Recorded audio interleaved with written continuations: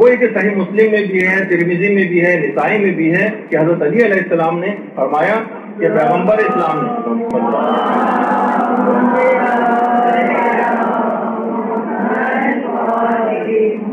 کسی بھی تصویر کو نیست و نابود کیے بغیر مت چھوڑو اور کسی قبر کی بلندی کو مساوی و برابر کیے بغیر مت چھوڑو. اللہ تدعا تمثالا الا تمسہ ولا قبرا مشرفا الا سویتہ. یہ حضرت علی علیہ السلام سے منسوب ایک حدیث جو ہے وہ پیش کی جاتی ہے کہ کسی بھی تصویر کو نیست و نابود کیے بغیر مت چھوڑو اور کسی قبر کی بلندی کو مساوی اور برابر کیے بغیر مت چھوڑو. یہ حدیث تو کہنے ان سب کتابوں میں دیکھیں اس کو دلیل بناتے ہیں. اچھا، اب سب سے پہلی بات تو یہ کہ کسی بھی حدیث پر اس طرح تو عمل نہیں ہو سکتا جب تک کہ اس کی تحقیق نہ کی جائے. تو باقاعدہ علماء اہل سنت کی جو کتاب ہے تہذیب التہذیب، جو علم رجال کی کتاب ہے جس میں راویوں کو ڈسکس کیا گیا، اس روایت سے جتنے بھی راوی ہیں، ابن الحیات سے جو روایت ہے اس میں راویوں کا ایک اور سلسلہ بھی ہے، وہ تمام کے تمام نہ صرف یہ کہ ضعیف ہیں بلکہ ان میں سے بعض راوی ناصبی بھی دشمن اہل ہیں. باقاعدہ کتاب تہذیب التہذیب کے اندر ان تمام راویوں کو بھی تذکرہ. سب سے پہلے تو روایت کا ہی ایک ذوق آ گیا. اچھا، اب اتنا وقت نہیں ہے آج کہ ان راویوں کی بھی ورنہ اور کہ اس میں کیا ان کے متعلق رائے بیان کی گئی وہ بھی اگر بیان کرتا کہ کیا ان کے متعلق نظریہ تو آپ دیکھتے، لیکن اتنا وقت نہیں، جسے چاہیے وہ بعد میں لے سکتا ہے. اچھا، الفاظ حدیث بھی وہ نہیں ہے جو ان کے مطلب کے لیے سازگار، ورنہ کیا وجہ ہے کہ وہ اس کے پہلے جملے پر عمل نہیں کرتے کہ کسی تصویر کو نیست و نابود کیے بغیر مت چھوڑو. تو پھر کتنی تصاویر جو وہاں پر ہمیں لگی نظر آتی ہیں ان کی کرنسی نوٹوں پر بادشاہوں کی تصاویر ہیں، اس کو نیست و نابود کیوں نہیں کیا جاتا. اچھا، پھر دوسرا ٹکڑا یہ کسی قبر کی بلندی کو مساوی کیے بغیر مت چھوڑو، یعنی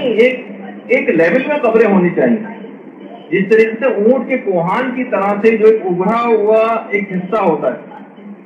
جیسے اونٹ کا ایک فلیٹ حصہ ہے، پھر درمیان سے اس کے کوہان آ گیا، پھر وہ نیچے کی طرف اس میں نشیب کی طرف چلا گیا. تو نشیب و فراز اونٹ کے کوہان کی طرح سے قبروں پر نہیں ہونا چاہیے، یعنی چاہے وہ اونچی ہو قبر مگر کوہان کی طرح سے نہیں ہونی چاہیے، یعنی ایک لیول میں ہو، مسطح ہو. یعنی یہ مفہوم روایت کا. یہ نہیں کہا گیا اس حدیث کے اندر کہ اس قبر کو ڈھا دو، توڑ دو،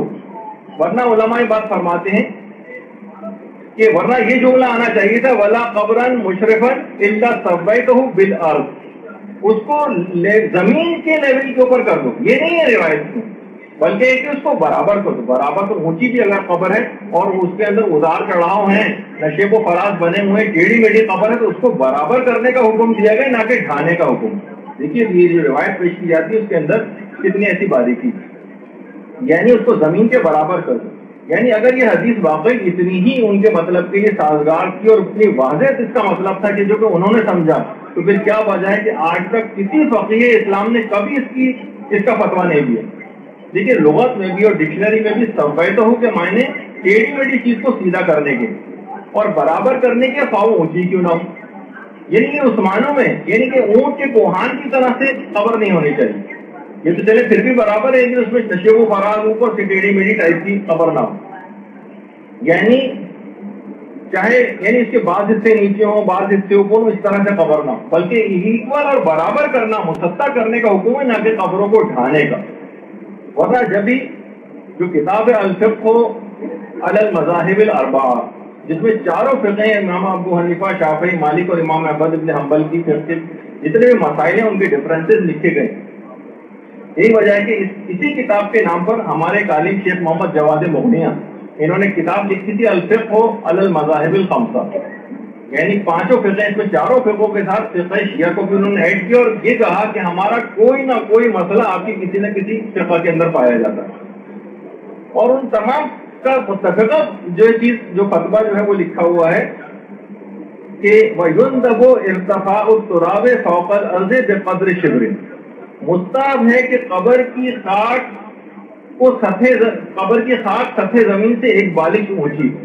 اگر بالکل زمین کے لیول کے اوپر، جیسے کہ حدیث کا ان لوگوں نے مفہوم سمجھا، اس کا مطلب ہے قبر کو ذرا سا بھی اونچا نہیں ہونا چاہیے. پھر کیا وجہ ہے کہ چاروں فقہ اس بات پر متفق ہیں کہ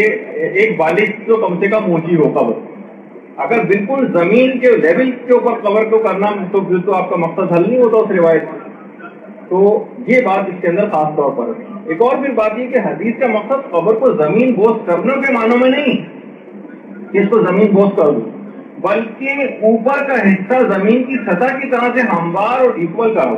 یہ ہے اس حدیث کا مفہوم۔ اچھا، اگر واقعی یہ مقصد تھا پیغمبر کا تو کیا وجہ ہے کہ پیغمبر اسلام کے اور امیر المومنین کے اور دیگر زمانوں میں یا دیگر چلے تینوں خلفاء کے ادوار میں بھی جو اسلامی ممالک کے بالکل اہل اطلاق جو حاکم تھے اور ان کی فلسطین، شام، مصر، عراق، یمن، اردن اور وہاں کی جتنی بھی سرزمینیں تھیں وہاں پہ انبیاء کی قبریں بنی ہوئی تھیں، وہاں کی عمارتوں کیوں منہدم نہیں کرایا،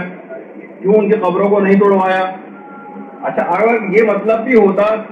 تو پھر یہ قبر کی حد تک یہ بات صرف رہتی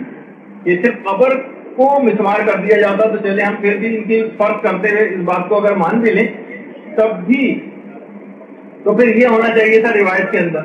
جیسے اوپر والی جو ہے جو روایت آتی ہے، ورنہ پھر یہ ہوتا جیسے روایت میں ہے ولا قبرن مشرفن الا سویتہ، کسی قبر کو ایکول برابر کیے بغیر مت چھوڑو، اس کے بجائے پھر یہ آنا چاہیے تھا ولا بناء ولا قبۃ الا سویتہ، یعنی اس کے اوپر بنی ہوئی جتنی عمارت ہیں اور جتنے گنبد اور قبے ہیں ان کو ڈھا دو۔ یہ تو کہیں پہ بھی روایت کے اندر نہیں، جو آخری ٹکڑا ہے کہ میں ایک لحاظ سے وہ لکھ دیا جو علماء نے بیان کیا ہے کہ پھر یہ والا جملہ ہونا چاہیے تھا روایت کے اندر، تو پھر ہم مانتے کہ اطراف کی عمارتوں کا اگر ہے بھی روایت کے اندر تذکرہ تو پھر فقط اور فقط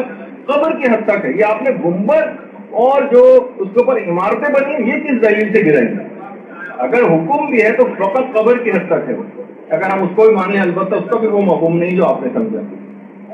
تو بہرحال دیکھیے کہ یہ جو ہیں انبیاء اور اولیاء سے جو منسوب جگہ ہیں خدا نے بھی ان کا احترام کیا۔ کیوں کیا احترام؟ جیسے سورہ بقرہ میں بھی ہے کہ وَاتَّخَذُوا مِن مقام ابراہیم مصلی، کہ رسول اللہ کو حکم ہے کہ جہاں پر حضرت ابراہیم مقام عبادت کے لیے کھڑے ہوتے تھے اس کو اپنا مقام عبادت قرار دو۔ حضرت ابراہیم کہاں کھڑے ہوتے تھے؟ جہاں ان کے قدموں کے نشانات، یہ مقام ابراہیم کے حضرت ابراہیم علیہ السلام کے قدموں کے نشانات۔